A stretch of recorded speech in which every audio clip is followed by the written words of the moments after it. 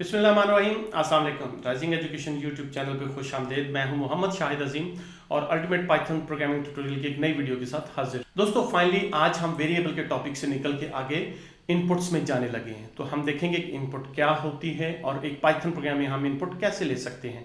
तो आज की वीडियो स्टार्ट करने से पहले आपसे रिक्वेस्ट है कि अगर अभी तक आपने हमारा चैनल सब्सक्राइब नहीं किया तो प्लीज़ कर देना यार, और बेल का आइकन लाजमी प्रेस कीजिएगा ताकि हमारी आने वाली ऑसम वीडियोस की नोटिफिकेशन आपको सबसे पहले मिल सके। और अगर ये वीडियो आपको अच्छी लगे तो प्लीज़ इसको लाइक करके कमेंट कीजिएगा।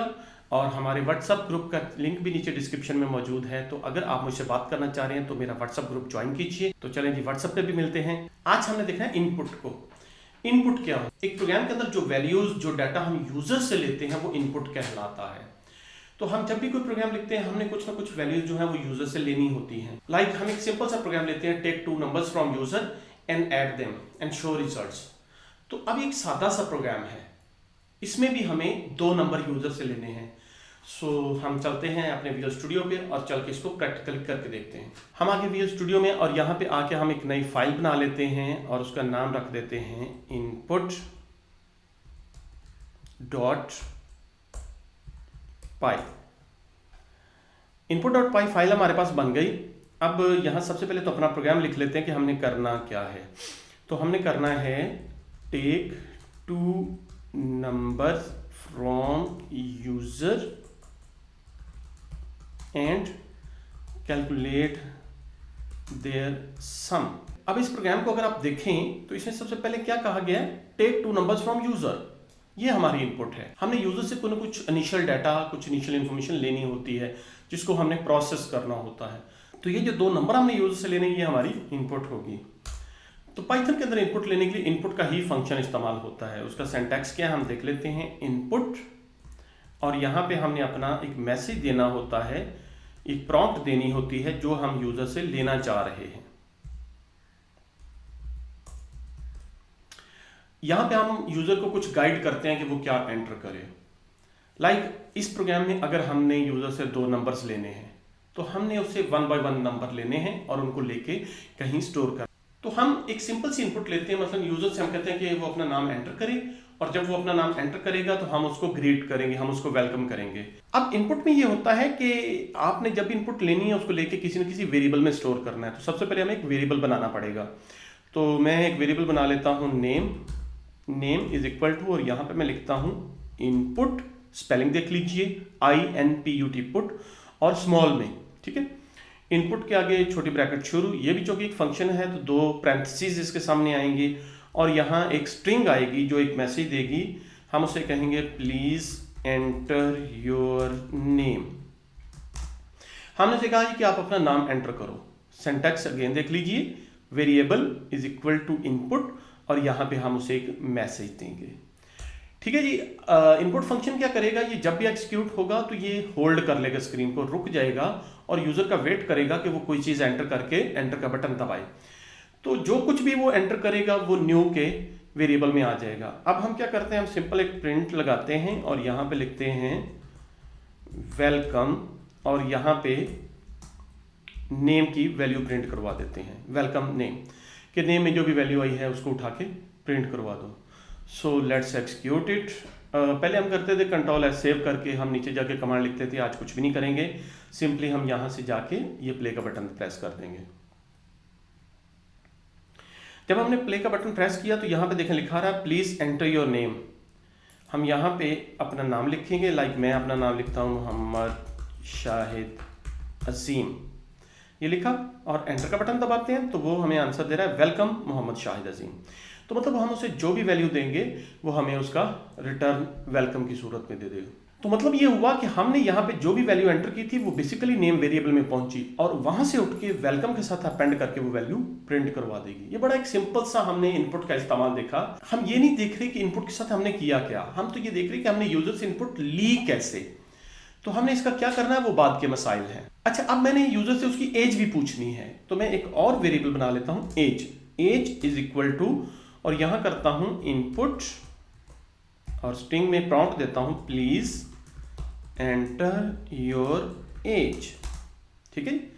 अब वो एज एंटर करेगा, फाइन।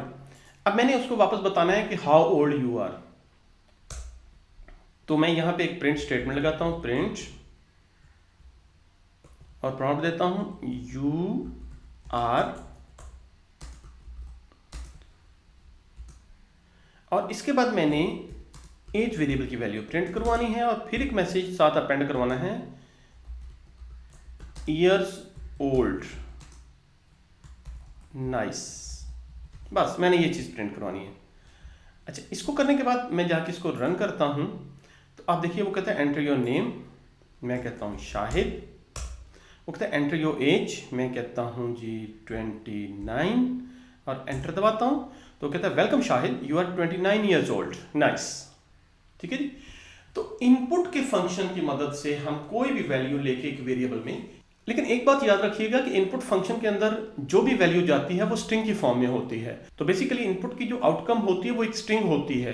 तो जब वो वेरिएबल में स्टोर होती है तो वो वेरिएबल की डेटा टाइप स्ट्रिंग हो जाती है। लाइक हम इन दोनों लाइंस को कमेंट कर देते हैं और अभी हम नेम और एज की डेटा टाइप देखते हैं।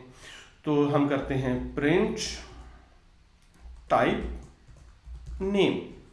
इसी तरह हम एज की भी डेटा टाइप देख लेते हैं, एज। तो हमारे पास दो मैसेजेस आएंगे और हम देखते हैं कि पहले मैसेज में क्या आता है और दूसरे मैसेज में क्या आता है। तो हम इसको रन करते हैं।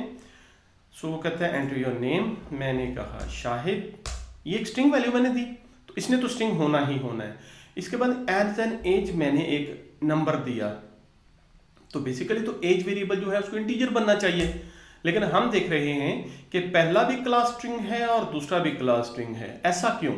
बेसिकली होता ही है कि इनपुट फंक्शन कोई भी चीज रिसीव करे वो उसको एज अ स्ट्रिंग लेता है और जब उसको वेरिएबल में रखता है तो एज ए स्ट्रिंग रखता है, तो उस वेरिएबल की डेटा टाइप भी स्ट्रिंग सेट हो जाती है। अब अगर इस वेरिएबल एज को हमने एक इंटीजर के तौर पे लेना है तो इसके दो तरीके हैं।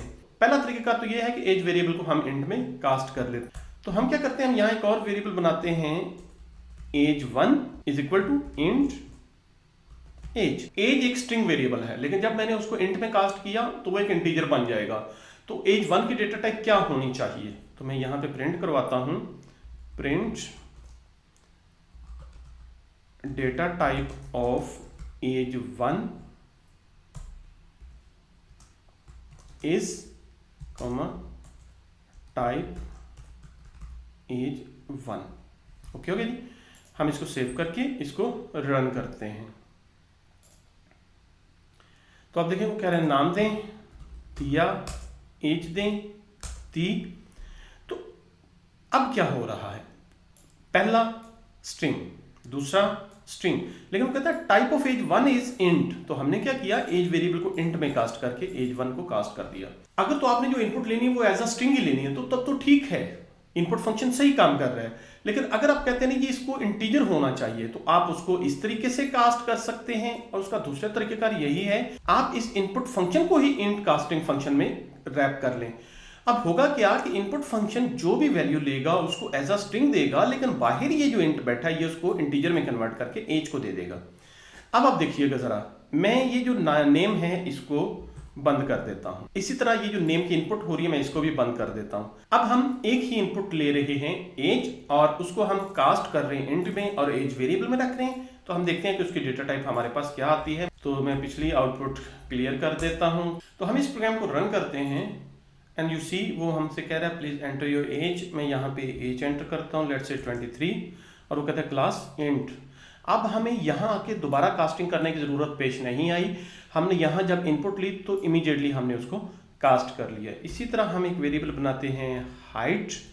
अच्छा, हाइट के अंदर वैसे तो अगर मैं ऐसे इनपुट को छोड़ दूं तो वो स्ट्रिंग डाल देगा, लेकिन मैं चाहता हूं कि वो एज एन इंटीजर ही आए क्योंकि मैंने इसमें बाद में कुछ अरिथमेटिक अप्लाई करनी है। तो मैं करता हूं फ्लोट और उसके अंदर मैं करता हूं input enter your height. Save किया और अब इस हाइट को मैं प्रिंट करवाता हूं। तो प्रिंट मैं कहता हूं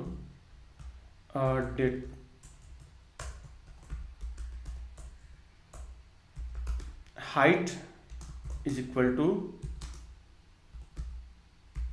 चले ये तो सिंपली मैंने हाइट प्रिंट करा दी, लेकिन इसकी डेटा टाइप भी मुझे प्रिंट करवानी है।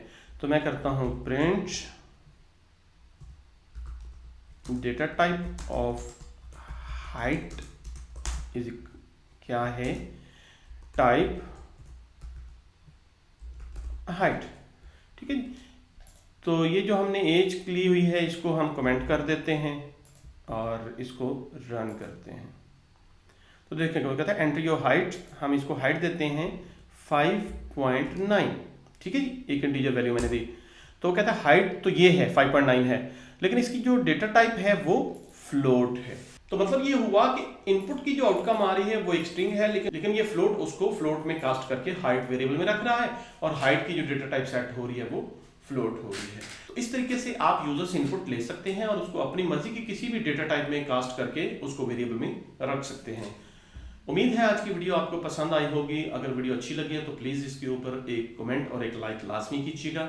जल्दी मिलते हैं एक छोटे से प्रोग्राम के साथ और उसमें मैं आपको एक चैलेंज भी देने वाला हूं। तो आज से हमारी प्रॉपर प्रोग्रामिंग स्टार्ट हो रही है, तो जुड़े रहिएगा इस ट्यूटोरियल के साथ। जल्दी मिलते हैं, तब तक अपना ख्याल रखिएगा। अल्लाह हाफिज।